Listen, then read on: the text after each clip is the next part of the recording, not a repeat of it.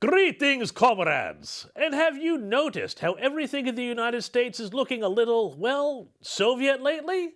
Food shortages, interference from Moscow, and even the KGB, the FBI is raiding journalists' homes. I'm James Morrow, and welcome to this riddle wrapped in a mystery, wrapped in an enigma edition of Busting the Narrative.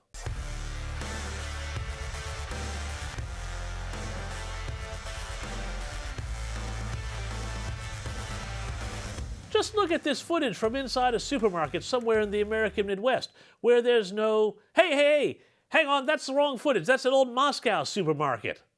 There we go. Yes, as you can see, shortages of food, clothing, much else besides, all plaguing the U.S. due to what we are told is a supply chain crisis. But empty shelves are not the only thing Russia exported to the United States this week. Remember Russiagate? The big conspiracy theory that said Donald Trump was colluding with the Ruskies to get himself elected president of the United States? Well, turns out it was right, or at least half right. Because there was Russian collusion, but it was being orchestrated by none other than Hillary Clinton to keep Trump from being elected. As the Chernobyl chief safety officer once famously said, whoopsie! Igor Danchenko, a Russian citizen living in Virginia, was arrested just a few days ago for lying to the FBI as part of a probe initiated by the Trump administration before he left office. Danchenko, it turns out, was a primary source for the Steele Dossier, which alleged all sorts of malfeasance ranging from the corrupt to the perverted on the part of Donald Trump.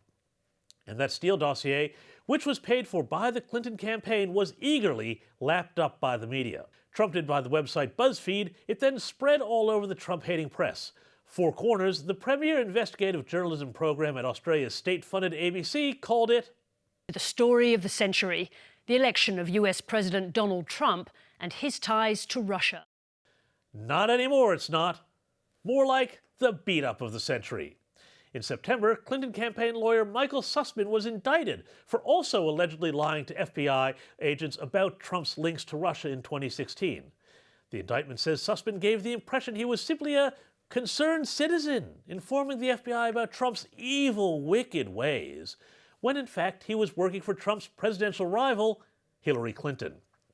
Sussman is, quote, accused of lying to the FBI to trigger an investigation into a rival campaign based on a false claim of Russian and Trump collusion. Worse, it turns out that Sussman also allegedly relied on information supplied by a couple of Georgia Tech computer researchers who used, quote, every trick we have in our bag to make a very weak association between Trump and the Russians seem much, much bigger and far more sinister than it was. Now, none of this is surprising.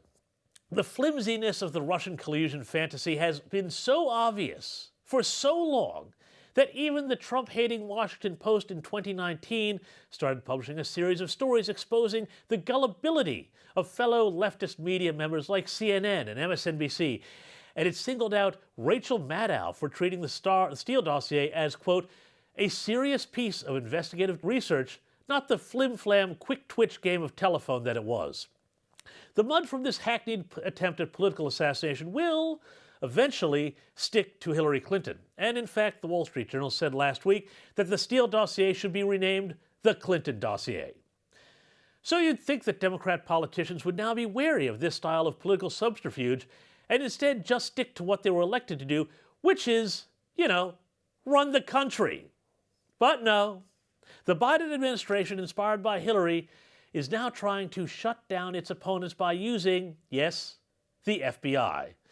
Because the FBI, that's the Federal Bureau of Investigation, has raided the home of Project Veritas journalist James O'Keefe and several other reporters who have broken stories about censorship in the Democrat-supporting media. The raid was supposedly about a stolen diary written by presidential daughter Ashley Biden.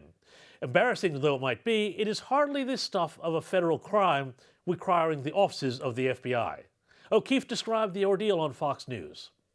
On Saturday morning, I acknowledge that, but I woke up to a pre-dawn raid, banging on my door.